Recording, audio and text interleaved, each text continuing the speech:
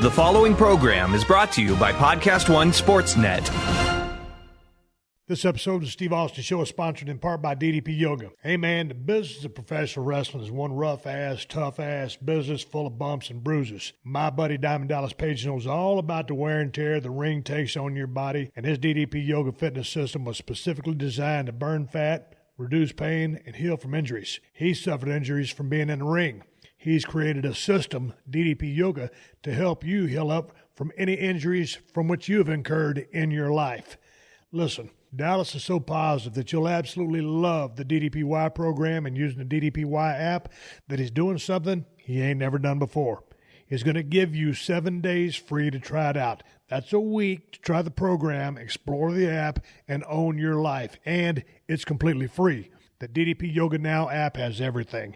It tracks your weight, all your workouts, how many calories you burn, and Dallas himself sets you up for weekly success by giving you an easy schedule to follow that includes his tips for success. If you're more old school and prefer DVDs over the DDPY app, they got the DVDs too. But when you buy the DVDs, you still receive 3 months free on the DDPY app to try it out. Just for listeners of the Steve Austin Show, you can save 20% off an annual membership for the DDP Yoga Now app of any DVD pack. Just go to ddpyoga.com/Austin to get started. And don't forget to take advantage of the free 7-day trial on the DDPY app so you can see for yourself everything this app has to offer. You'll be amazed how much better you'll feel after only 7 days with this program. So what are you doing? Stop wasting time and download the DDP Yoga Now app and make this year the year you get serious about your health and get fit. Let DDP Yoga Now help you set your goals, take control, and own your life. The following program is a PodcastOne.com production. From Hollywood, California, by way of the Broken Skull Ranch, this is the Steve Austin Show. Give me a hell yeah. Hell yeah. Now, here's Steve Austin. All right, everybody, welcome to Steve Austin Show. I'm coming to you from the main streets of Los Angeles, California today.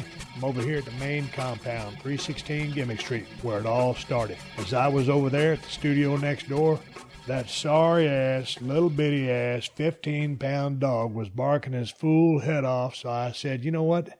Piss on it. Go back to 316 Gimmick Street. Start the podcast over there so you can do it in some kind of silence and professionalism. Anyway, today on the podcast, I'm going down memory road today with Joey Coco Diaz. Joey came by the crib a couple of days ago and shot the breeze about when we were filming the Adam Sandler movie, The Longest Yard, which is an old remake from the Burt Reynolds original. We shot that thing down there in Santa Fe, New Mexico, or was it Albuquerque, New Mexico? Shit, I can't even remember. Then brought it back over here to Los Angeles, California, and finished it up there. So we're going to talk about filming that movie, all the cast characters that were involved there, and just shoot the breeze and talk about everything we talk about. So it's good catching up with Joey, man. It's been a long time since I see him, and appreciate you coming over. But before we get to Joey, I'll tell you what, man, WWE had a pay-per-view last night, and I'd been spending about 5-6 days over there in Nevada, up there visiting, came back home in time to turn that pay-per-view on, and I really enjoyed the event. The women had their first Elimination Chamber match, and I thought they kicked ass. Never had one before. I think they're really hard matches to work. I personally have never been in one. I've only watched them. They can draw out sometimes, but I thought the girls I thought they did some damn good action. I thought the finishing sequences where each person was eliminated was pretty damn good. I thought Alexa Bliss's promo at the end was really good. I really enjoyed that match. There's a couple of slow spots during the pay-per-view. I really enjoyed Asuka and Nia Jax match. And one of the reasons, or two of the reasons I really liked this match was, three reasons: the physicality, the aggressive nature, and the intensity of this match. And I thought that they told a good story. It was a damn good wrestling match. But I really liked the intensity. That's what separated it from a lot of the stuff that was on the card. And just the aggressive nature of both women, going back and forth. I really enjoyed that match. They set it up. Asuka's been on a roll for so long, and they built up the stakes. And Nia Jax was primed for the upset. And it wasn't going to happen, but it was a damn good match. But they had me invested. And when I watched this pay-per-view, before I keep going on talking about a few matches before we get to Joey, as I watched this pay-per-view, I said, Steve, you've been out of business for a long time. Just watch it as a fan and just let everything happen, suspend your disbelief, and go along for the ride. So, there's a lot of people who didn't enjoy the pay-per-view as much as I did, and I'll keep going here. But I really enjoyed that match. And then I really enjoyed the Elimination Chamber match between the guys. Roman Reigns ends up defeating everyone there. Braun Strowman eliminated everybody else.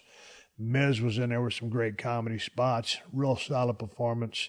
I loved Elias when he came down with his guitar. He did some great work. Man, that guy is really getting over that dry delivery that he has, that kind of wry sense of humor. Really, really coming into his own. I like what he's doing in the ring. Seth Rollins has lit himself back on fire, and he's getting really hot again. I'm happy for that guy. He's kind of lost there for a little bit, but he's really gained some momentum from that performance a week back on Raw. And, of course, got John Cena. He's the standard. And it's always good to see John. The guy's worked his ass off. Braun Strowman put on a hell of a show. They built this thing, and they obviously constructed this thing to make Braun look like a monster, and he did, and that's what they bill him as. Of course, Roman Reigns did a damn good job in there. Some people said he disappeared too long here, there, whatever. Finn Balor was awesome here as well and did a bunch of cool stuff. So, man, I thought everybody worked their ass off and had a damn good match. And because I don't even remember the last time I saw an Elimination Chamber match, I really enjoyed this one because I said, hey, man, just watch it, just enjoy the ride and see what happens. So it seems like everybody that watches every single edition of Monday Night Raw was, I think a lot of people liked the match. Some people didn't. I did. I thought it was damn good. I thought it was a damn good match. And obviously sets up Roman to take on Brock at WrestleMania 34, as we know it right here, right now. We'll see what happens on Monday Night Raw. One of the things I wanted to talk about was the Ronda Rousey contract signing. I absolutely love that segment. I know some people nitpicked it to death. Some people think, Ronda was a little awkward on that promo. And I didn't look at it as being awkward at all. I thought that, man, she came out to a live crowd. I don't think she's used to holding, a stick and being in front of that many people and coming into that world. I think it was an emotional ride for her, and I enjoyed it. I know how badass Ronda Rousey is in the world of MMA, and coming from the world of shoot to the world of work, she could have come out there just mad as hell and been on fire. But where do you go from there? The way she came out, talking about her love for the business, that she's happy to be there, happy to represent the Rowdy name on behalf of Roddy Piper. I think she's a person that genuinely loves the business. I think she was really moved emotionally by that crowd. Some people say that the crowd was quiet, this, that, or whatever. What I picked up was people were invested in Ronda Rousey. And she's got a lot of history in Las Vegas, obviously, because of her outstanding MMA career. Man, she's a badass.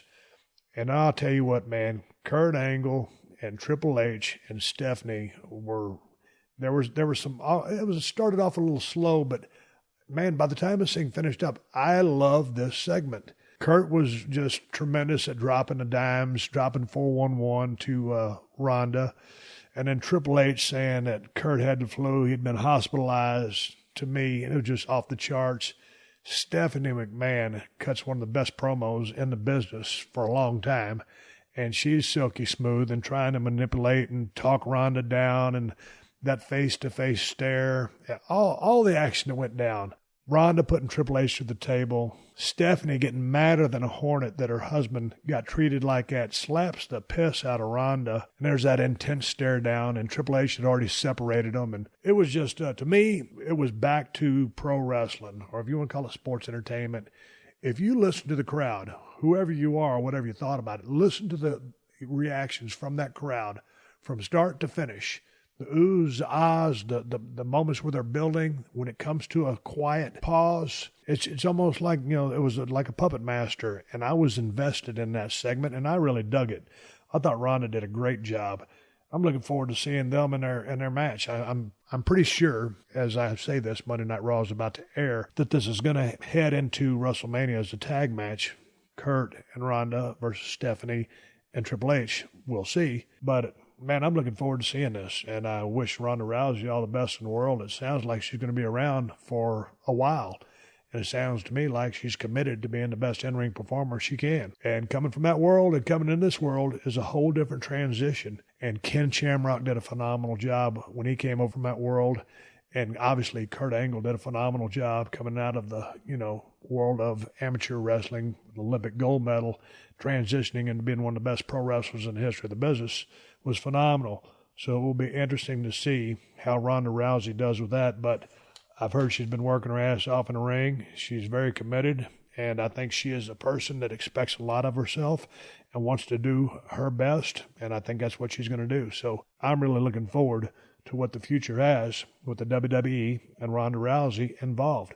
There was definitely a buzz after that segment. There's definitely a buzz. Lots of good things going on there. And that's what I thought about that segment. I really, really liked it. Before I keep rambling on talking about WWE wrestling, I got Joey Coco Diaz. But before we get to Joey, I got to tell you guys about a solution to a dilemma. Like right now, it's basketball season and it's also hockey season. But what if you're a fan of both? How do you watch all the sports? Well, rather than filling your living room with TVs, head on over to Buffalo Wild Wings. They got hockey and baseball on, each playing on dozens of screens so that you don't have to choose. And to complete the trifecta, they can ensure you have access to all the sports foods you crave. From their selection of America's favorite wings and any of their 21 signature sauces and seasonings to shareable favorites like cheddar cheese curds and fried pickles, you'll have everything you ever wanted. But wait, they also have a variety of beers to quench your thirst. All the basketball, all the hockey, all the food, and the beer you want. Buffalo Wild Wings. Wings, beer, and sports. Please drink responsibly.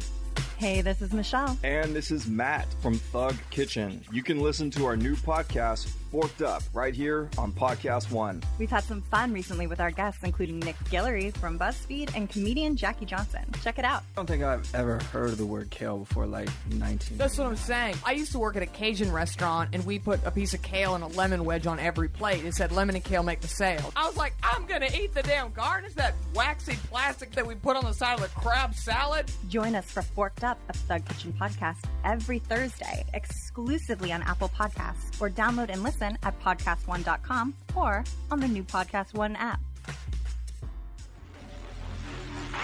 This is the Steve Austin Show. All right, Joey Coco Diaz has just rolled into 317 Gimmick Street. Been a long time since I've seen you, man. How are you? Man. You look beautiful. Great to see you. Finally, everybody's going to be happy on the internet. We finally got the chit-chat. Because I always tell stories from the movies, and they always hit me back. You guys got to get together so you can exchange some stories and stuff. So here we are. I know, here we are. It's daytime. You used to podcast at nighttime. At nighttime. Am I throwing you off schedule? No. I could talk shit 24/7. It's just we live in a different world now, as we were talking about, that they call you with auditions late. People don't understand the traffic concept here. But you have to learn it. And the traffic concept is, if I have to be at Steve Austin's at 12, I have to leave my house at 10:30, even though the thing says an hour, okay? Even though it says an hour, you still got to leave at 10:30. And even though I'm a thief and I take the HOV lane, I put a hat over my daughter's from car seat, you know me, Doug. I'm not sitting in that line. But it adds to the day. So everybody calls you all day going, hey, I'm 10 minutes late. In reality, they're 20 minutes late. Then they get there. They got to get their head together. Your whole day is like that. You know how it is on the other side of the coin. Oh, yeah. But, dude, I get it. It's like when I leave for something, if I got an appointment, a meeting, whatever it is, man, I leave early. And I'll get on, the damn thing on my iPhone. I'll push in. It'll say it's going to take like 56 minutes. Just yesterday, I was in Universal City. Hell, man, I left an hour and a half in advance. And my wife says, man, you're going to get there way too early. I said, I don't care. I said, I'll sit in my damn car and just get on my iPhone, check emails, call somebody up. I'll fiddle around. I'll do whatever I got to do. But one thing I won't do is walk in that room late. Yeah. I'll be early. But like you said, I think, you were talking earlier before we started rolling sound, as you were trying to get adjusted. You said like some people, it's funny when you roll into the podcast and say, hey, man, I got kind of tied up, but I can give you 20 minutes. What'd you come down here for? You should have told me. I would have talked by myself for an hour. Hey, man, we could have done a phone call for 20 minutes. Yeah. You just wasted my time and yours. So that's why I usually do them at night. my weeks had, with a child, add a 5-year-old to the mix when you want to be involved. Because there's two types of parenting. I was a parent once earlier, and I wanted to go out and do what I wanted to do, and that's why that child doesn't speak to me today. So I had a second chance. So now I do it by the letter. Because why do it if you're not going to do it right? I got a second chance, Steve Austin. So there's the other thing. But no, I'm just happy to be here with you. For years, I've been telling this, the funniest story ever that I was thinking about on the way here is they put us up at a hotel when we shot The Longest Yard in 2004 called the Hotel Santa Fe. But when you walked in, there was an Indian dude that they paid to play the flute. That's it, a soft Indian flute. Ooh. And you're sitting at the bar, whatever. I don't know what happened. One day that guy disappeared and never came back. And I asked the front door lady one day, what happened to the Indian with the flute? And she goes, ask your friends from The Longest Yard. So somebody told me somebody picked them up one night. Like, I think it was Kevin Nash. Must have picked them up and spun them around, and the Indian said, I'm not going back there ever again. Man, that was a wild bunch. That was a wild bunch. Did you enjoy the movie? I enjoyed everything about the movie. The problem with that movie was it was the first good thing that ever happened to me in 10 years. So I kept walking around like a brick was going to fall on my goddamn head. I was waiting for the set to fall on me. Or did you read the book of Rudy Tomjanovich? You know who Rudy Tomjanovich Oh, yeah, is. He's played for the Houston Rockets. He's a successful coach. He read the book. If you read that book, he speaks about going into the L.A., whatever they played in those days, that the sign was over you. And he would look when he would be played there and go, one of these days, that sign's going to fall down. The night Kermit Washington punched him, he woke up. He goes, what, did the sign fall down? That's how I walked around. Like, I thought that something was going to happen. Like, this is too. I'm talking to Steve Austin. I'm talking to Kevin Nash. I'm sitting next to the guy from Warriors. On this side, I got Burt Reynolds talking to me like I've known him for 20 fucking years. Yeah. Not just an hour. At the table read, 20 years. Like, we're talking like, how you doing? What's going on? What's going on? Have you gotten a piece of ass lately? And then the lady shows up and takes her tits out at the table read. The old lady that was in the movie, the only woman in the fucking movie, she took her titties out. She did? Her flapjack 80-year-old tits, picked them up at the table read, and that's how I knew at the table read. I go, this is no bueno. First of all, I'm not ever going to lie to anybody. When they called me to go to the table read that Tuesday, I had $35 cash. That was it. No money in the ATM. I had a half a pack of cigarettes and 3 joints. I gave a $5 to the limo driver that drove me to the table read. I had 30 cash, 7, 8 cigarettes, and 3 joints. I didn't know what was going to happen. That's the truth. My wife didn't have any cash. I had no money. I had $35. That was all I had in this planet. I didn't have a ring to pawn. And I went down there, and I'll never forget at that lobby, they gave us an envelope when we checked in. I took it upstairs, and it was paperwork. But in that envelope was $800 bills and keys to a truck. I didn't even have a license. I had a license, but I didn't have a license. Like, I had a license in Colorado. I lost it. I didn't even have a license. I'm driving around Santa Fe, beeping, vote for me, giving people the finger. Like, is this real? I smoked a joint on the balcony the very first night. And the door guy comes and knocks, and he goes, listen, they smelled weed downstairs. Be careful. He goes, I got to tell you, it smelled like pretty good stuff. I go, do you know anything about it? He goes, oh, yeah. I got weed downstairs for sale. Come to the front. I went down. I bought a bag of weed from the Little Bellman. That was my first day on the set. That was my first day. Like, I didn't know anybody. I knew Michael Irvin from the Best Damn Sports Show. That was it. And Michael Irvin wasn't in a good place during the film of that movie. No, I didn't know that. I didn't either until afterwards. And then, I think he had missed a couple of days. And so, man, everybody was out looking for him, ended up finding him. And I think he got his stuff straightened out. I mean, he's one of my favorite receivers of all time. But back in the day, he's gone a few hard times. How did you end up getting your part? Because Back in the day, most of us wrestler guys, I think me and Goldberg for sure, probably Kevin Nash, were represented by a guy named Barry Bloom. I can't remember who was it, Dilip Singh. I can't remember who was representing him, but all of a sudden they put out this casting call and knew because it was going to be the longest yard, they needed some big guys. And a couple of guys from the wrestling world would be good for some of these parts, in theory. You know, they weren't heavy on the dialogue. Obviously, there's going to bring in a couple of high-level football players in the form of Brian Bosworth, Bill Romanowski. I got to get your opinions on those guys because, man, Romanowski, holy smokes. Wow. So all of a sudden we go down there. I go down to, right down the street here to Sony or wherever, Happy Madison in, and we go out there and I do my read, for Guard Dunham, and I just went in there and I was like full force, kind of like in wrestler mode. I think I just quit the wrestling business. I was wearing my goatee and all that stuff, and all of a sudden I get a call. They said, "Hey, man, you got the part." I said, "Cool." And they said, "But we need you to shave that goatee off. Prison regulations." I figured, hey, man, I'm Stone Cold Steve Austin. They're going to let me slide, right? They're going to let me go on with this goatee. And they said, "No, man, this movie is done by regulations. It's the real deal, right? And so you're playing in their world." And this is my first acting gig. And so, man, I shave all my shit off from here down. Man, I look like a punk. Well, my wife said I look like a cop. But anyway, so I get the part. We go to Santa Fe. It's my first movie set, man. I'm memorizing my lines, a few that I got. And holy smokes, dude. We got to Santa Fe, and me and Kevin Nash started drinking. We drank so much, and I know you heard these stories because I don't think people believed how much two human beings could drink and alcohol.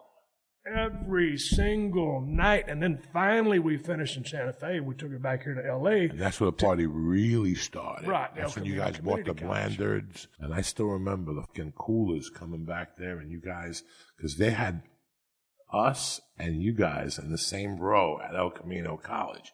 They had Nelly, everybody else on the other side in bigger trailers. And that side was...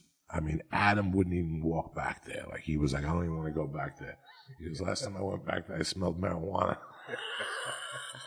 Then Goldberg would rip the door off every day. His door wouldn't shut, so he would rip it off the hinges and throw it. I was me who was breaking the door on purpose.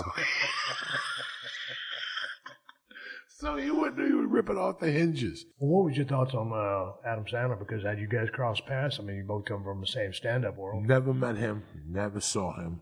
And between you and I and this table and the people I'm going to tell, I did not think he was amusing. I had nothing against him. I came from a stand-up world where it was a little harder hitting comedy, and I thought he was soft. I didn't know who Adam Sandler was to the day of the table read. When I arrived at Sony and my door opened, Adam Sandler took my luggage out of my car and carried it up the stairs with flip-flops on. Flip-flops. A grown millionaire with shorts on and flip-flops. And we went upstairs and they told me to eat. When I saw that buffet, I was like El Duque. Remember El Duque, the Cuban pitcher? He said the first time he went into the Yankee clubhouse, he saw all that food, he started crying. He had never seen that much food in his life. Right. And that's a set. Like, I walk in a room and there's Michael Irvin, you, Buffalo Bill. William Fichtner? Bill Fichtner. Good actor. Yeah, great actor. He's still working. Yeah. Because of savage. Nobody knows who he is, but he's always working. He's always in the movie. Yeah, and that's the key. The guy that killed me the most in that movie was the little guy from the Warriors. As soon as I saw him, I was like, what the hell have I done here? At the end of the day, Adam Sandler was the bottom line because, he kind of co-directs anything he does anyway because he's the man. But I'll never forget, when I saw the first cut of that or, the end product, whatever it was, man, I was in full wrestler mode. I was way over the top. And I'm like, no one ever told me nothing. That, we'd do the scene a couple times, we'd get the other person's coverage and we'd move on. But, now when I watch that movie back, I was like, God, I was so loud. When the camera's up close, Joey, you back off, or you just you don't need to be turned up to a 10 all the time.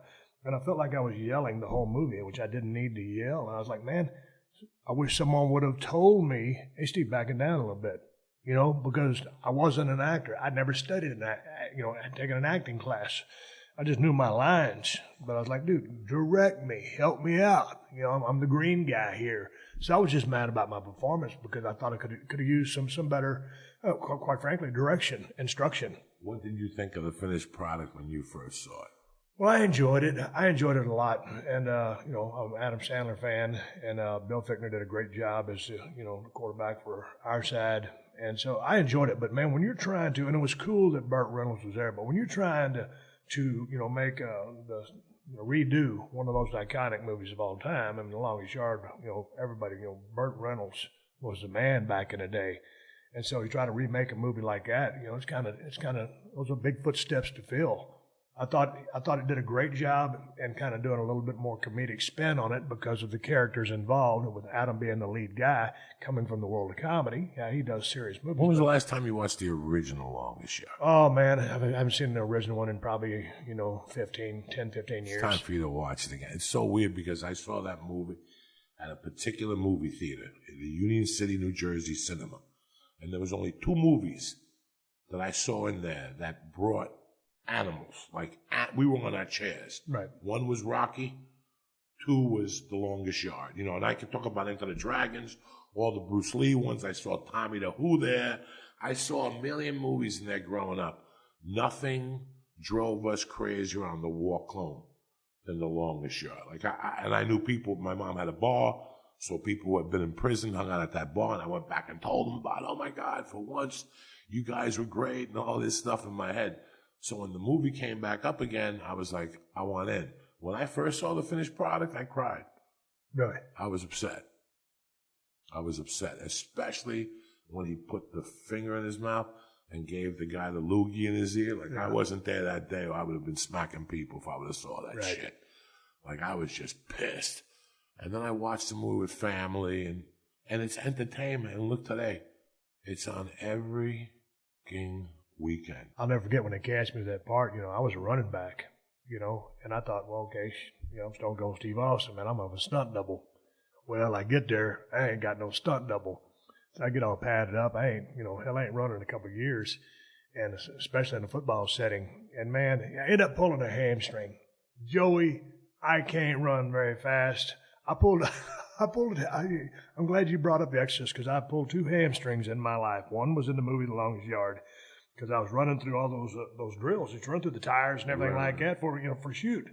You know, I was weighing about 275 at that time, dude. I was jacked and drinking a lot. I mean, it's a wonder we didn't explode or burst into flames, because it was hotter than hell. And when we came out there to Santa Fe, dude, if you remember, that sun was just beating down on us. Well, hell, my big dumb ass, I'm out there bald-headed. I'm an albino to begin with. I'm very, hypersensitive to the light. So I got these UVA, UVB rays just kicking my ass. The next day I woke up, my head was redder than a dick on a dog. I mean, I was sunburnt. The worst sunburnt I've ever had in my life. And I'm like, well, I can't sell it. Can't let nobody know. So I'm just, now I'm smarting up. I'm using all the damn sunscreen lotions. So anyway, running through the drills, I thought I'd have a stunt double, did not. And I'm over there running up like, God damn, I thought this acting was going to be easy as shit, a little bit tougher than I thought it was going to be. And then a long time ago, going back to your Exorcist days, we'll get back to the movie, and we'll shoot the breeze and move on. Exorcist first came out, just like you said, and I'm 53, because you're a little bit ahead of me. What are you? I'll be 55 on Monday. Okay, so you got by 2 years. And how old were you when you saw that? 10. Okay, so I was 12. I was at my best buddy's house over in Edna, Texas, town of 5,000 people. I lived about 5 blocks from my buddy, kind of zigzag down these blocks. This is in Edna, Texas. It is darker than shit. I mean, just black. And I just seen The Exorcist, Linda Blair. Just an incredible movie. Spin her head in a 360. Stab herself in the crotch with a crucifix. Spit up the pea soup on the preacher. Levitate out of the bed. I mean, dude, that movie scared the shit out of me. So I'm walking home. I'm this big bad son of a bitch, right? Been lifting weights and stuff like that. It started back in the day. But, of course, you're tough as nails. And then, I got to this one corner, Joey. This was the darkest, blackest street in Edna, Texas. And I got to walk straight through that son of a bitch. And I'm thinking, I'm looking to the left. I'm looking to the right. I said, God damn, Linda Blair's up in there waiting on me. I took off, I swear to God, Joey. It's straight up shoot. I don't know how fast I was running as far as miles per hour, but it was as fast as my stubby little legs could take my ass. And right before I got into the corner, to the corner where the lamppost was. I pulled up, and I'd pulled my hamstring in my right leg from running like a mother, from seeing that scary-ass movie and being in the dark. That's how bad that movie scared me. That movie, you could sit there for, I talk about it almost every 3 weeks. Like, I mean, how good that movie is with somebody. And they go, I just watched it. I can't believe I never saw that before. You know, another movie scared the shit out of me. And I live 1 mile from the water here in the Pacific Ocean. But I've never really been a true water guy, although I grew up skiing down there in South Texas in the Intercoastal Canal. But goddamn, dude, one of the first and only movies my family ever went to was in Victoria, Texas. I mean, because, you know, we're middle class. I mean, we used to go to a lot of movies. But on this movie, Jaws had just came out, dude. I guess, what was that, 77, 76? I don't remember what it was. But nonetheless, we all went to the theater. Dude, Jaws. I mean, this wasn't a horror movie. It was, what would you call that? It's not an action adventure. It's just a movie about a big-ass shark in the water, people up. Dude, that movie, when that lady was first out there swimming, I think they were going to go out there and start skinny dipping. When they were partying. Yeah, and the guy never made it out in the water, and the chick swims out there, and then all of a sudden she gets pulled down like a cork.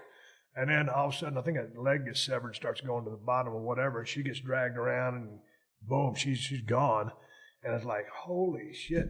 Dude, I was damn near straight up scared to take a bath in a bath of water because of that damn shark. I'm Cuban, and I don't jump in. I go up to the beach to my fucking knees. I go to the beach a lot with the baby. Right. But those days of going under and all that stuff, especially now, I go up to my knees, and even then you don't know what's going to happen. Or if I do go in, as soon as one of those leaves touch my legs, one of those little corals that swim around, I run out of there. Dude, people ask me all the time, said, man, why don't you take up surfing? Because, you know, Sandler would go surfing with Romanowski and people like that there in the longest yard.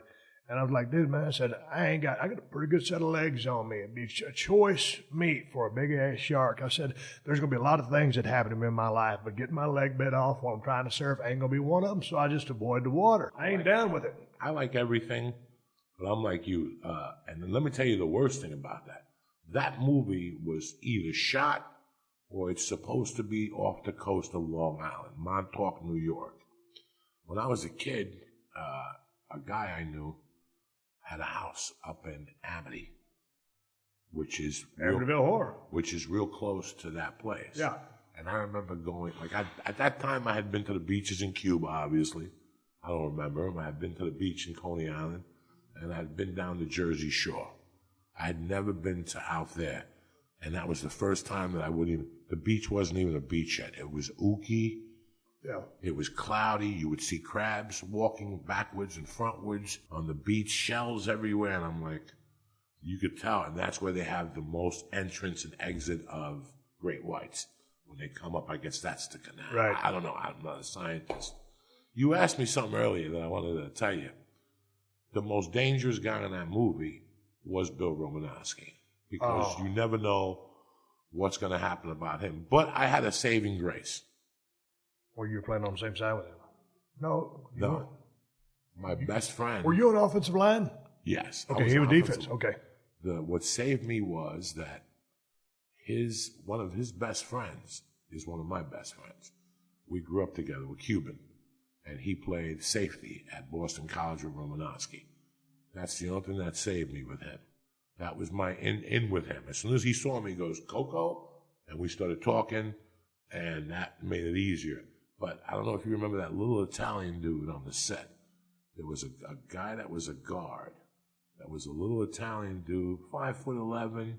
He was on the developmental squad of the New England Patriots.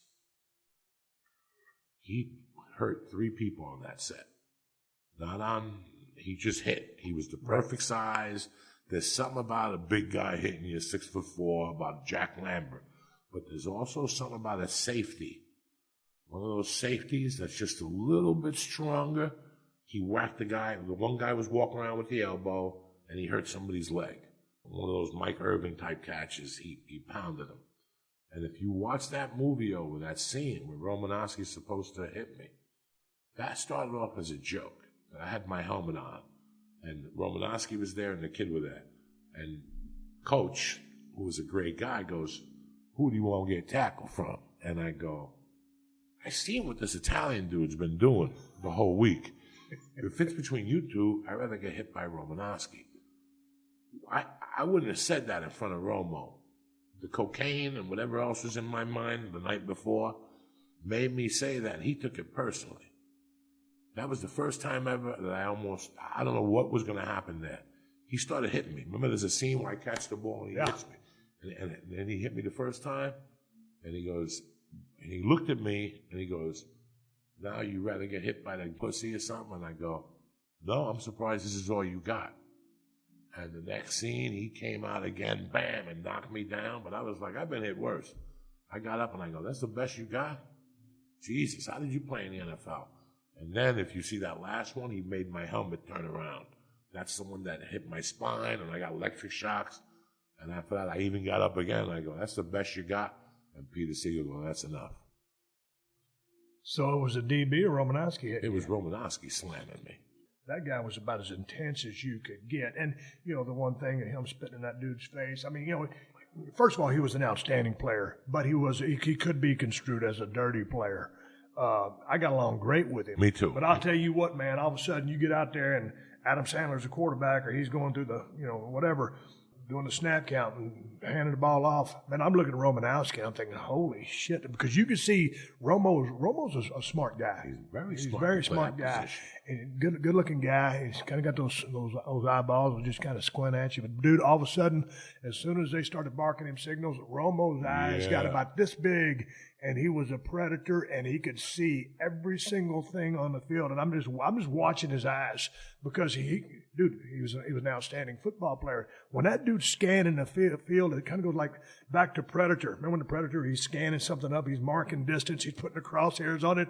That's like Romanowski. I'm thinking, holy shit, I'm a pretty tough guy, figuratively speaking.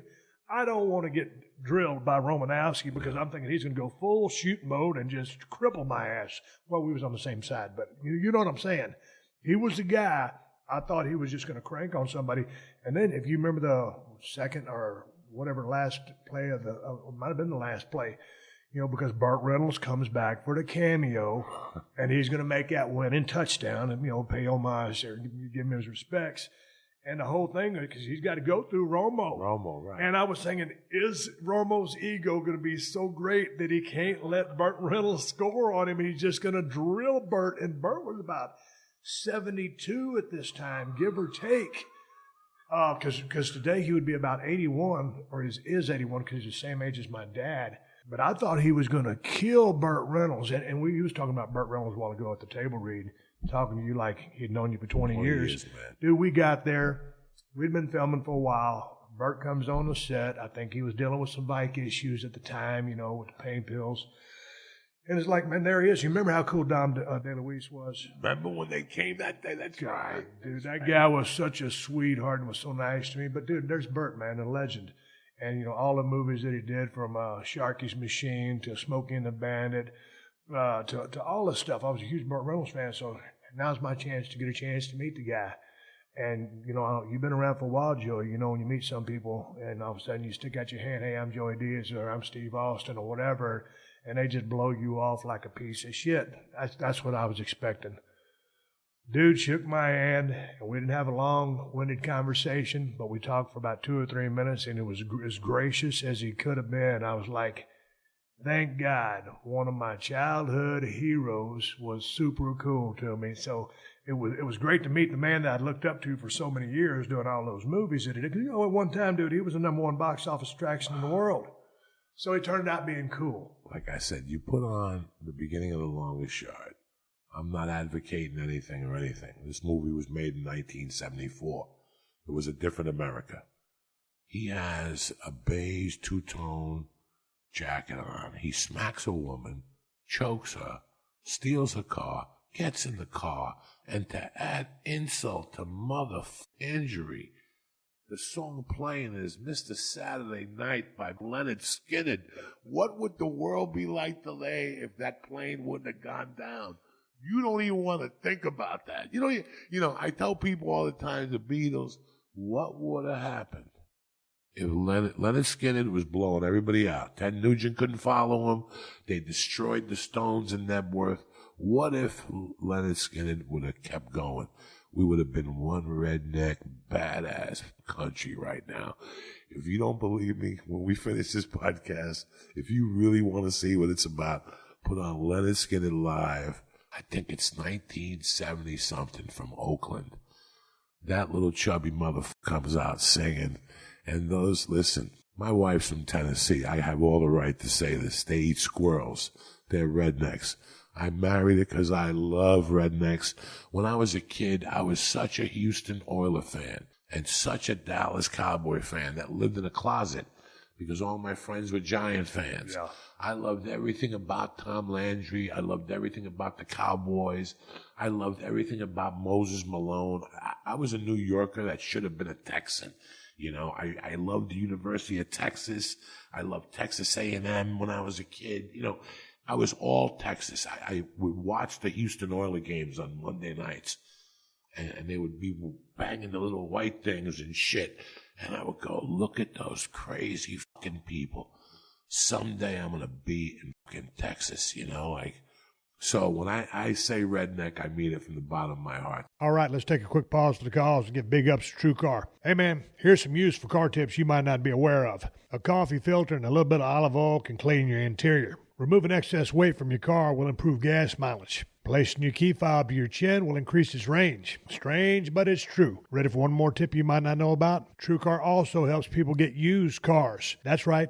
TrueCar ain't just for buying new cars. With their certified dealer network and nationwide inventory of nearly 1 million used cars, you'll enjoy real pricing on actual inventory and a simpler buying process, whether you buy new or used. And with TrueCar, users can see what others paid, so they know if they're getting a good deal before buying. They're also more likely to get a faster buying experience by connecting with TrueCar certified dealers. When you're ready to buy a new or used car, check out TrueCar and enjoy a more confident car buying experience. Some features not available in all states. You're also going to need car insurance for that new vehicle. Go to geico.com and in 15 minutes you could be saving 15% or more on car insurance. That's right. Save hundreds of dollars on car insurance at geico.com. Extra money in your pocket? It may just be the most rewarding thing you do today.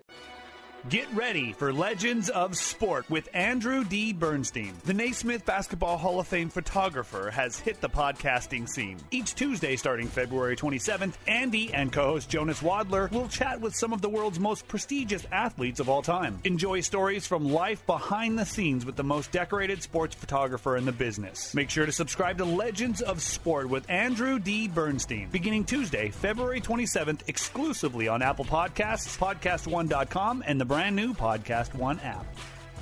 Before we get to the rest of the podcast, here are some words from our sponsor. Backbreaker, Deathlock, Armbreaker, Brainbuster, Exploder, Goozle, Tombstone, Neckbreaker, Skullcracker, Spear, Gore, Stunner. Now, whether you're a construction worker, warehouse worker, or even a pro wrestler, if you hear certain words on a job site, it can make work painful and uncomfortable, usually for your opponent. So at least get work gear that's comfortable. Timberland Pro, work shirts, pants, and boots, head to toe. Timberland Pro, not uncomfortable. This is the Steve Austin Show. Well, tell me about L.A. How long you been here? I've been here 20 years. Damn. How was the transition for you coming over the East Coast? No, I came from Seattle. Seattle? I left New York in 83. I went to Aspen, Colorado. For some reason, I went back to New York, got into it heavy. It was a long 18 months, ended up homeless, left, went back to Colorado, started all over again. 88, did a little time, came out. 90, got into comedy in 91. 90, got married, divorced, went to Seattle to develop as a comedian, and then I got a deal to move to LA. I never dreamed of LA. I always just wanted to be, if comedy could have just saved my life from what I was doing, I was good. I could sleep in a car. That shit doesn't bother me. I didn't need to be rich. I didn't need to be in TV. When CBS contacted me to do that, I was like, I'll do it and I'll move to Colorado, and then if I was be an extra, I was going to be happy. Like I was one of those guys. I didn't have any false. If I'm an extra, I'll be happy, you know. And now I have a daughter.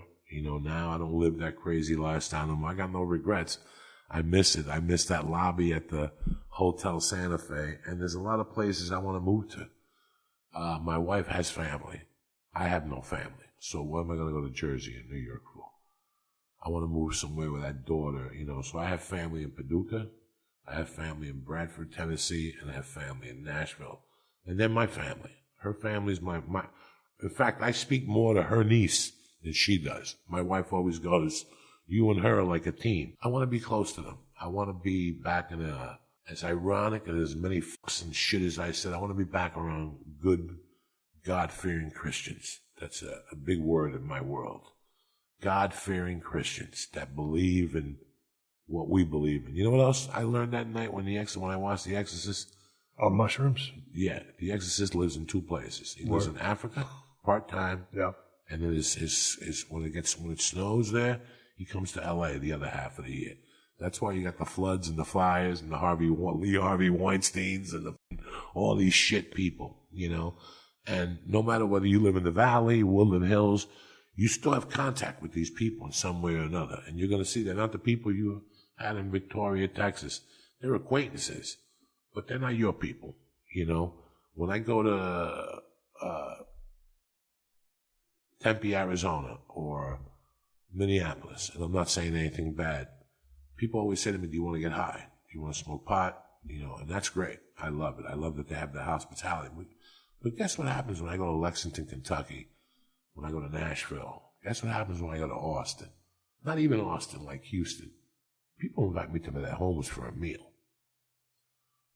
I don't go 9 out of 10 times. I really don't know you, but I want you to think of the mentality I'm trying to explain to you. I like the South. I've always liked that thing.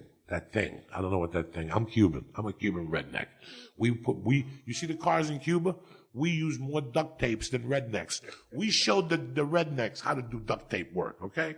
They come to Cuba to learn all that shit. You know, I just want to go back there. Where? I don't know. I really love Lexington. I love Louisville. You know, they got 4 Cuban restaurants in Louisville. You know, I think Nashville is beautiful, but it's become a little bit LA-ish, just a little bit LA-ish. I could live outside of Nashville. Yeah, but talk about getting out of the business or you still be in the business as much as you want to be in it. But once you leave here, you know, right now you're local. You're local, man. You can go to any meeting you want to go to, this, that, or whatever. You kind of get your finger on the pulse because you're here. Then all of a sudden you get there, man, I guarantee you can have some separation anxiety.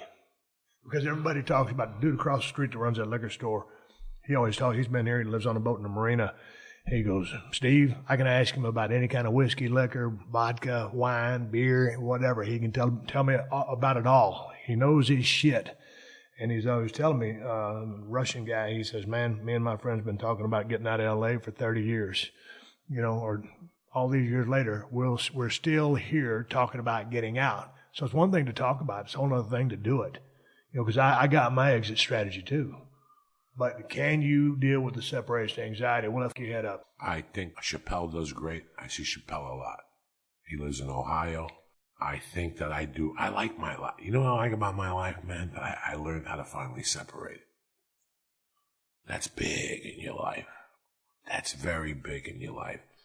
And I got to tell you something. I learned a lot about entertainment when I watched you and Kevin Nash. Nobody is a more all-around entertainer than a professional wrestler. When I was a kid and I watched Teru Tanaka and Mr. Fuji and Chief J. Strongbow, they entertained me and they made me laugh. I learned something from watching you guys. First off, in all the different situations we were in with Adam and parties, I never saw one of you guys say no to an autograph. There weren't a lot of pictures back in 94 and 2000, in 2004 yet. But I saw how you guys were. The wrestlers are all-around entertainers. It's an education being a wrestler. You weren't prepared for it either. I guarantee you. You know how you said about acting? You were allowed? Well, go look at your footage from your first 3 fights. I bet you don't like those either. No. But that's a complete different animal. Now, how long were you involved in professional? How many years? I just need to know. I mean, man, I probably lasted, Solid 13 years. And you learned a lot about people in those 13 years. You learned that to build up your fan base, you got to love them back. Oh, yeah, man. It There's takes a relationship there. So when I saw you and Kevin Nash, and there was one other guy on that set that got a lot of attention at that time, and how you guys dealt with it, that's big. Now you got to go home. Hey, can we take a picture? Now you go home and your 5-year-old doesn't give a fuck about you. And when you do put a TV show on, or you wrestling, she goes, I don't want to watch that, Daddy. You learn how to separate your moments. Listen, I love doing comedy. And on Saturday night, once I get off that stage and that check is in my pocket, the weekend is over. Don't be bothering me for shit. It's over. I go back to my room. All I'm thinking about is going back to my family on Sunday morning. First flight out. Sunday dinner with your family is the most important thing of the week. I don't give a fuck if you go out and hang out with Lee Harvey Weinstein the next 6 days of the week for dinner. But if you eat Sunday dinner with your family and your children and you break bread, that's big, man. That's big where I come from. I didn't have that growing up. My mom had a bar. We ate, but I want that for my family. So when are you going to go down and spend more time in Scott, Tennessee and the Kentucky area as well? Kentucky. I like Kentucky. Something about Kentucky.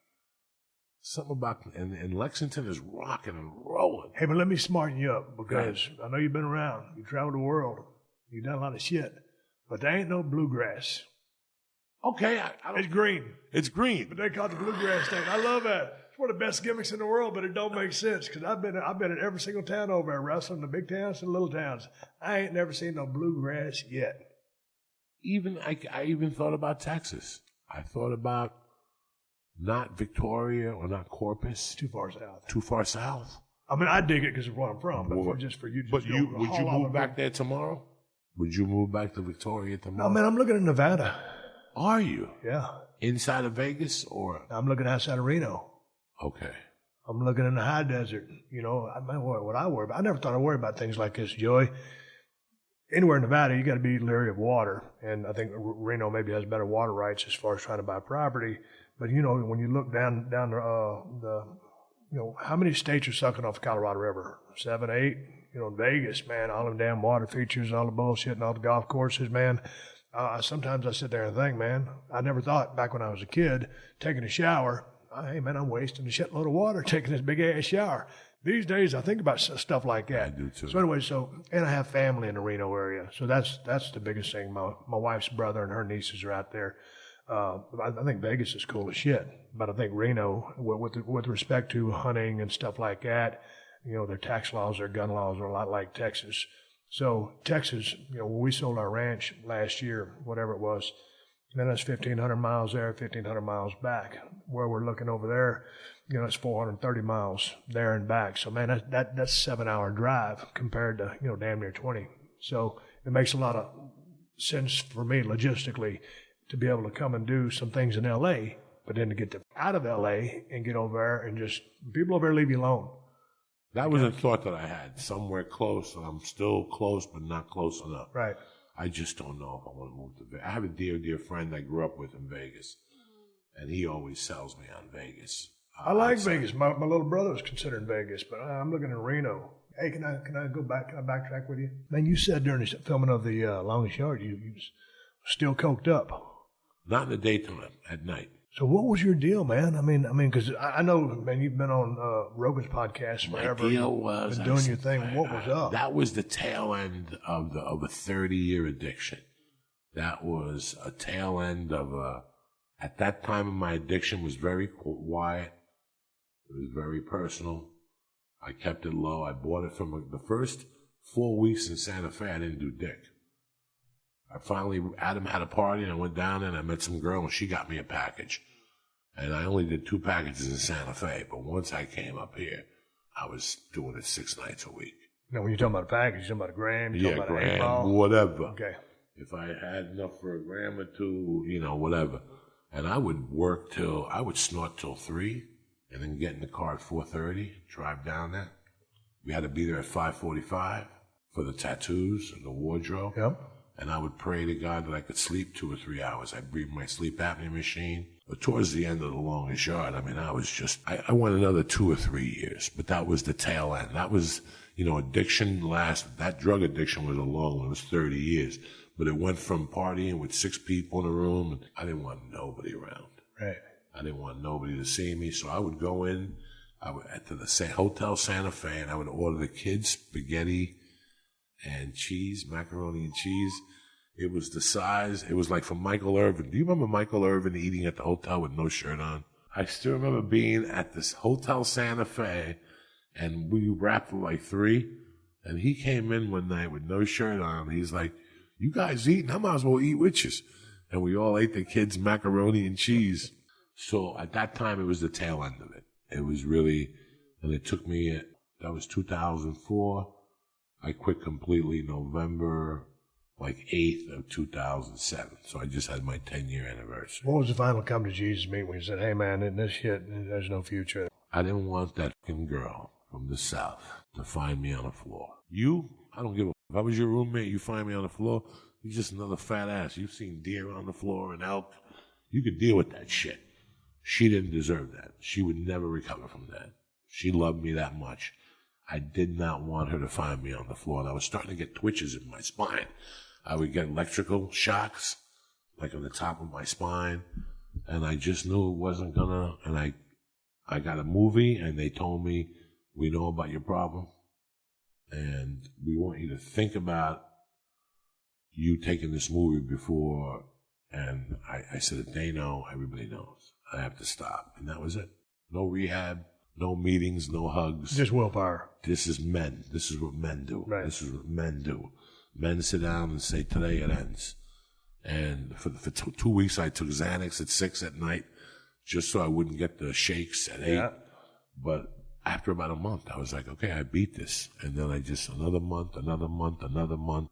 I still smoke my reefer. If I'm on a plane and you buy me a Doers and 7, I'll drink one. But that's it. That's as far as it goes. That's it. I'll eat a pot. I love eating reefer cookies and all that stuff and seeing the devil. Like I said, a couple of weeks ago, I bit off a mushroom, but Xanax, Vicodins, all that. I was never a big pill guy. I've never been a big pain pill guy or nothing. When I get my surgeries now, I give them away to my friends that like that stuff. I'm your friend, Joey. What's you gonna get worked on next? I'm working on a movie called, I'm working on a TV show called I'm Dying Up Here, Jim Carrey's show about the Comedy Store. But between you and I, brother, I'm just doing stand-up. I really fell in love with stand-up again. I love this art that we're doing right now, the art of podcasting. Just 2 guys bullshitting. And I'm trying to be a dad. That's it. How long you been doing your podcast? 5 years. I was talking to the dude that built you a studio the other day. Kevin. Yep.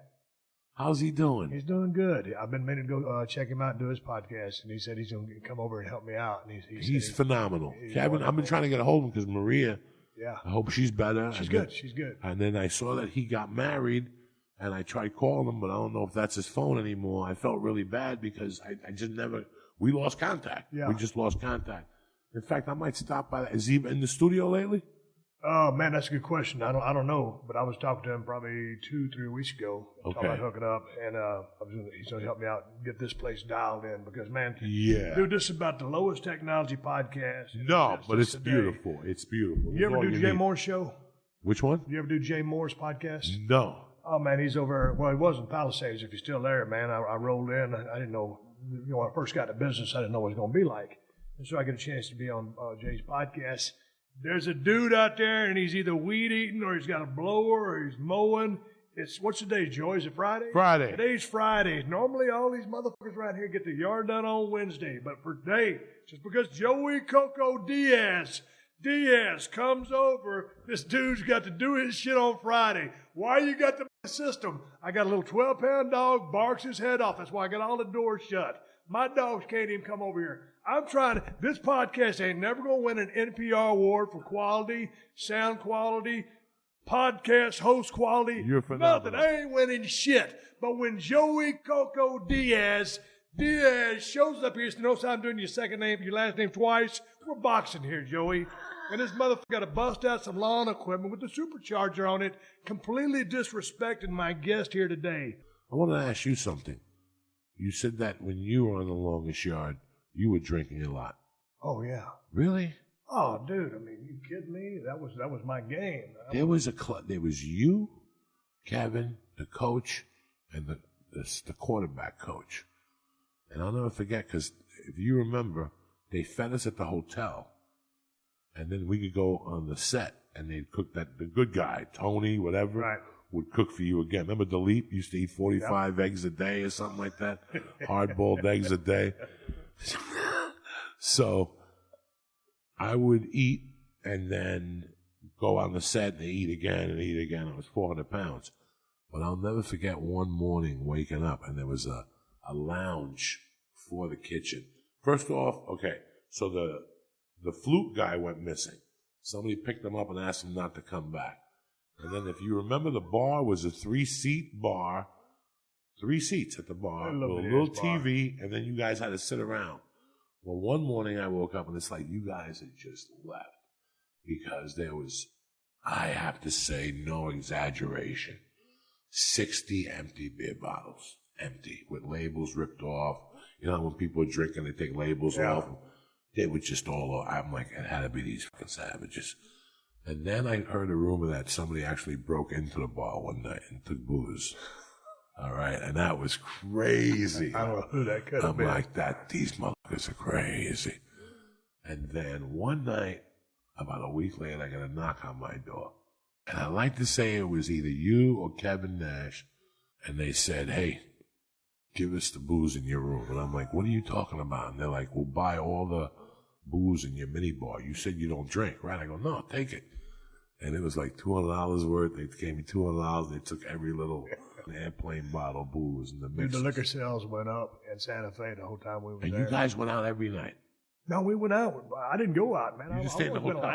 Man, I go down that lounge. lounge. You guys were in the lounge. Yeah, dude, because all I got to do is walk to my room. I ain't getting behind the wheel or nothing. No. And so, man, I go down there and do my thing. Nash would show up. I mean, we'd hang out, and then we'd just get ripped. And then we get up and go to the gym in the morning or after work the next day and then hit the bar and just start it over again. And man, it just, it was just a vicious cycle. I remember, when we came to L.A., we started off in Santa Fe, then we came to L.A., and they got us a crib over there at the Homewood Apartments. So, that's right. You guys were on this side. Yeah. That's right. Okay. So right over in the marina. And all of a sudden, they had rented us all like a Ford Explorer.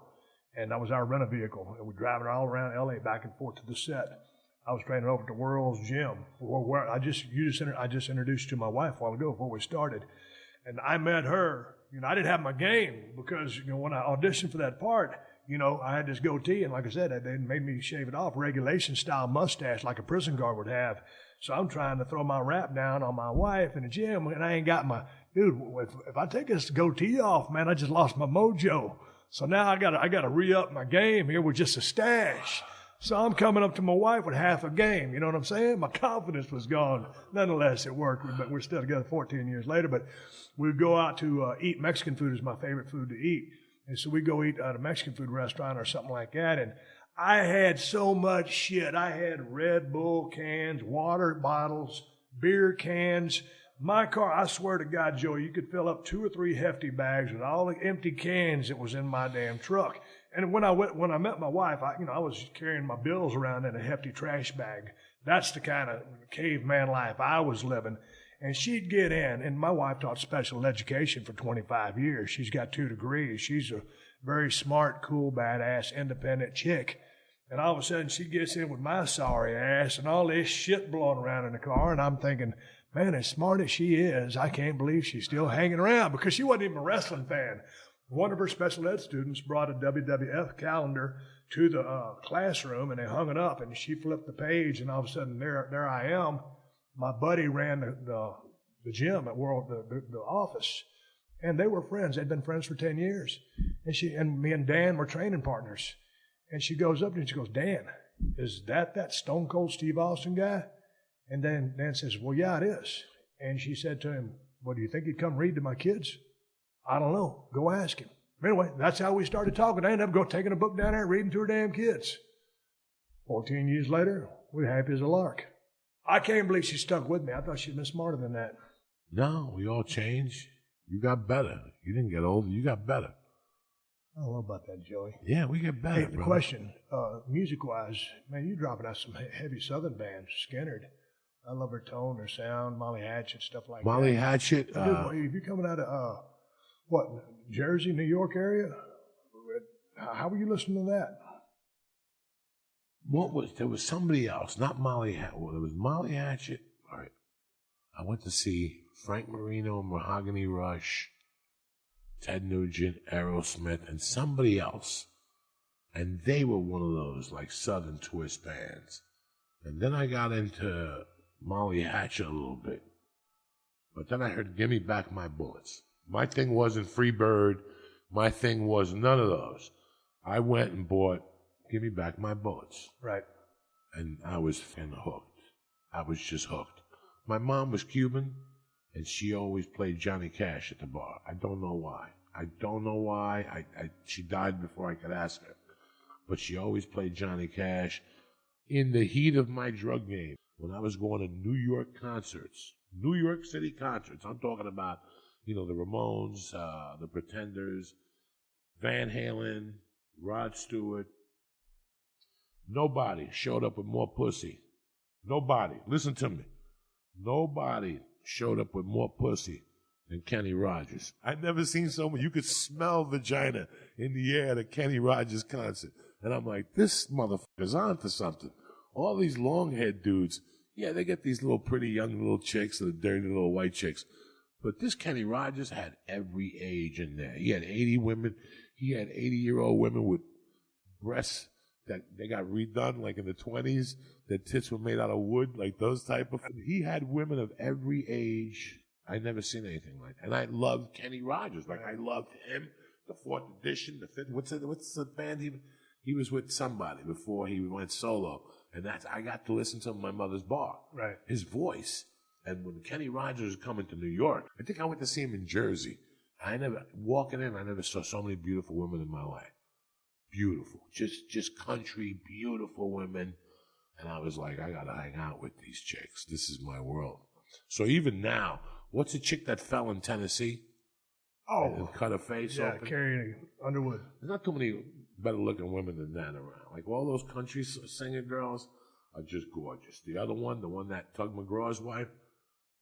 Yeah, Faith Hill. Faith Hill? Come on, dog. You can't deal with that. Are you into country music at all? The new stuff, no. I think it's gotten a little bit too pretty boyish for me. And when I watch the Country Music Awards, I get a little upset. I want to see hats. I want to see a sweatband on the hat. If I see a little stain under the shirt that you came from the farm before you played, I ain't mad at you. I want to shake your hands, and I want to feel a little dirt on your hands. You ever shake somebody's hands in Texas, and they haven't washed them in a week, and you're like, oh, my God. But that's what I want to. I don't know, the new country look. I love Wesley Wheeler Walker. I've become friends with him. I've opened for him on the road. I think he's phenomenal. I love what he's doing. It's a little bit on the dirty side. But when you see Snoop Dogg singing country music, you got the message. Did you see that video? No. Snoop Dogg and a black barber getting his hair braided, singing Wheeler Walker. Get your f***ing dog out of my house. That whole country album he's got, singing it, word for word. Snoop Dogg, you're getting your message across. I got to check that out. Hey, one thing I want to ask you about before we ride off in the sunset, no matter how long this lasts, it lasts, but pet peeves, things that bother you here in the city. And I'm going to go ahead and start off, because this motherfucking blower out here, nobody in this neighborhood, Joey, has a big yard. You seen my setup. It ain't a big yard. And this guy, he ain't working on my house. He's working on somebody else's house. But nobody has a big yard for the blower to still be blowing since the last time I started talking about this shit. So the noises in here in L.A., normally I try not to podcast during the afternoon on Wednesday because of all the blowers. And this motherfucker stopped since he started 15 minutes ago. And another thing that really chaps my ass is, now that I've already covered that, and I want you to jump in here next, is there's these little things they call birds. I call it a scooter on a stick. It's electric. You got the little handlebars the right kid here. that was driving before? Yeah, I pointed it out to you. Yeah. Yeah, I just talked about those things. Scooter on a stick. I guess you charge them up. They run on electricity. It's one of the greatest inventions I've ever seen. But these motherfuckers run up and down this sidewalk, and like if I walk outside my gate right there, you know, I get blindsided by one of these kids riding a damn motorcycle, a little scooter on a stick, and all of a sudden a global icon and a national treasure gets sent to the hospital with a broke leg or worse because some kid hit him on a scooter on a stick, has been charged but with electricity. I got a problem with that. Lady was over there the other day. She's riding one of the things down the road. She's from overseas. She's riding it right down the middle of the road. Those things got about a top speed of 16 miles an hour. So all the cars are going around her because it's a 35-mile-an-hour zone, right? Because she's too stupid right on the edge of the road or in the bicycle lane. And she ain't got a helmet on. So anyway, finally, there's a red light. There's a lady parked at the red light because there's a red light. Well, the lady on the scooter on the stick rear ends her and ends up on her back trunk. So the lady puts her car in park. She gets out. Oh, my God, are you okay? And the lady says, yeah, I'm okay. She says, well, you want me to call the cops, call an ambulance, anything? She goes, no, I'm okay. She gets on the scooter on a stick and rides off. Well, she done did some damage to that car in front of her. I don't know what kind of damage, a little 100-pound gimmick can do to the back of a car, but nonetheless, if somebody toughed my shit up, I seen you pull up in a shiny new ride or a nice ride, whatever. If somebody rear ends you, you just going to let them get off scot-free? I think the motherfuckers have got to have a license, wear a helmet, or have some insurance if they get into a damn accident. That really chaps my ass. Does anything in L.A. bother you? Everything. Give me an example. I have 1,000 examples for you. People who don't use blinkers. Oh, dude, in L.A., that's they don't want to do it. They don't want to do it. They just don't want to do it. Why, Joey? Why? Because you're too involved. They're too self-absorbed. No blinkers. You ever been driving down a street and there's cars coming and cars going, but there's a guy with his hazards on and he's unloading his fat grandmother or somebody else, and there's a parking spot that's open right there, but they won't do it. I live in the valley. So again, we have to go to Hollywood. How many times have you hit Hollywood, there's no traffic, and all of a sudden you hit a block and there's a ton of traffic, and it's because a cop is parked this way with his ass sticking out, and he's talking to some homeless drunk guy. I've actually opened my window and said, hey, come on, what the f*** are you doing? And they look at you like, you did something wrong. No, pull the car over. You're a cop. You know it's Monday. It's Monday at 9, and you got the car sideways. There's 1,000. It never ends here, the selfishness. It's very selfish here, and it runs from A to Z. That thing with the scooter, let me tell you something. They won't stop till 2 people get hit. That's what you need for them to. When I see, you have to walk around thinking to yourself, you can't be this fucking stupid. Exactly. You said something pretty brilliant. You said, it's the greatest invention ever made, which means within a month or two, my main man, Stone Cold Steve Austin, is going to go pick up a scooter. But I guarantee you, he ain't going to be on Washington Boulevard with it. He'll fuck around here with it. He'll put a helmet on. He might even put on knee pads because we're getting to that age. Insurance, elbow pads. But if you're going to take your scooter on Washington Boulevard, I got to be honest with you, in this day and age, you got what's coming to you. But you're taking life in your own hands, too. Because there are people who ride to bicycles around here, man. I got a bicycle. I got a little beach cruiser. Me and my wife, we run down here, we take a left, we go to that cul-de-sac, we turn around, we come back. That's it. Dude, I'm scared to death. Yeah, me too. Put me on a bike lane, and I'm running the same direction as the traffic because you get these idiots, they'll ride against the grain. I understand why they're running against the grain. They don't want anybody to hit them from behind. But still, when you're trying to make a left-hand turn, and all of a sudden you got a bicycle going the wrong way, and you cut them off, they start screaming at you like it's your fault. And that's not your fault, it's their fault. It's their fault. Because they're going the wrong way on the wrong sidewalk. So, yeah, I won't even ride my little beach cruiser around because I'm afraid I'm going to get cremated by a car. Joey, I had a West Coast chopper one time when I lived in Malibu. It took them 2 years to build this summit, right? Finally, 2 years later, this van comes to my house. They drop it off. It's beautiful. It's red. It's flames. It's got a big-ass skull on it, long-ass forks, no speedometer, a tail light that big. I get on it. I start it up. I go down the Pacific Coast Highway 3 miles. I do a U-turn, a big-ass U-turn because that long, extended fork, loud-ass exhaust, power, macho horsepower. I'm a bad Hell's Angel. I bring that bitch up the driveway. My wife says, how is it? I said, it's motherfucker for sale. And she goes, what do you mean? I said, Kristen, a lot of shit's going to happen to me, but one thing ain't going to happen to me is getting smoked on the PCH by someone in a car. So I know my shit. Good for you. So I got a dirt bike. I got a little. I'm thinking of buying a dirt bike and taking a truck and hauling it and riding on a property. I'm thinking of doing that. That's why I also want to move and get some property. I was a bike guy growing up. I started with a 50cc Honda XL75. Then I had the 80 Yamaha. Then I had the 125. Then I got the 175. And I was about to get the 250 XL Suzuki. And I was racing. This was way before the Meadowlands. The stadium, that was wide open. And I was down there, me and my little Italian mafia buddies would go down there with stolen motorcycles. We would steal the motorcycles. The Honda 50s. Yeah, dude. I remember those. Those are iconic. The Honda Mini Trail, 3-speed, no clutch. You're right. We would steal them off the trains. And then that's how we all started riding motorcycles. I looked back and I looked and I hit and I got a concussion. And by the time I got home, my mother sold the bike, sold it. Like there wasn't no for sale signs, it was gone. And I haven't ridden a motorcycle since. And I've been thinking about buying like a 125 and just starting up again a little bit. Dude, you got to go a little bit bigger than, you got to go 250. No, I haven't ridden a bike in 35 years. I don't know what's going to happen to me. I got to start small. I was just in New York City the other day, and we were on the way from the building. We were at the Barclays Center in Brooklyn. It was the 25th anniversary of Raw. So we're going to airport, Teterboro, and we passed by. Man, there's there's Meadowlands Arena, and dude, I broke 3 bones in my back in that building. I got dropped on my head, almost paralyzed in that building. Got a lot of memories from that building. And that was just a good building to wrestle in anyway. The Garden's the shit though. Everybody knows the Garden's the shit. Yeah. But there in East Rutherford, New Jersey, the Meadowlands Arena was a really, really cool building. So you was there back in the day before they built that shit up, and y'all was riding motorcycles out there? So when you went from the Barclays Center, did you go on the George Washington Bridge or the Lincoln Tunnel? Dude, the dude was driving. I was in the back. So whatever we did, okay, so that's what I was watching. You go through the Lincoln Tunnel. You ever see The Sopranos? Yeah. He comes out of Lincoln Tunnel. That's the Lincoln Tunnel. All right. That's where I'm from. As soon as you come out of Lincoln Tunnel, if you go straight, it's Hoboken. Yeah. If you go up around the ramp, it's called Union City, New Jersey. It's the second biggest Cuban population in the country.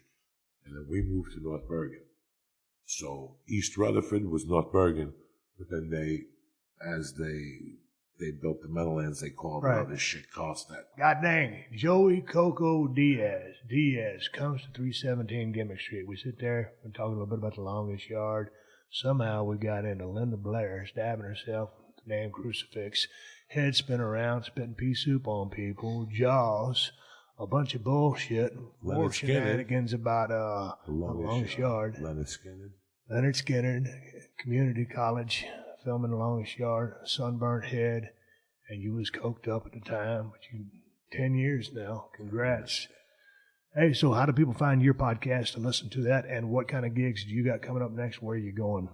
They can find the podcast on iTunes and YouTube.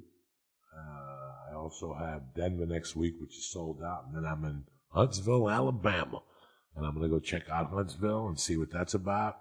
I got a buddy coming down. I got some friends in Decatur. They're going to come by, and we're going to take a ride, look at some houses, look at some property. I'm going to take a look at Alabama, too. So you're serious about this? Yeah, I want to take a look at all those places. Not Birmingham. I've been to Birmingham. I think Birmingham is a little too big. I want community. I want to be part of a community again. So that's it, man. JoeyDiaz.net. It was a pleasure. Hotel California you can check out, but you can never leave. We'll see if Joey Diaz ends up doing that. Thank you, bro. I love you. Thank you. It was a pleasure seeing you, and thank you for your fans for asking for me to be on the show.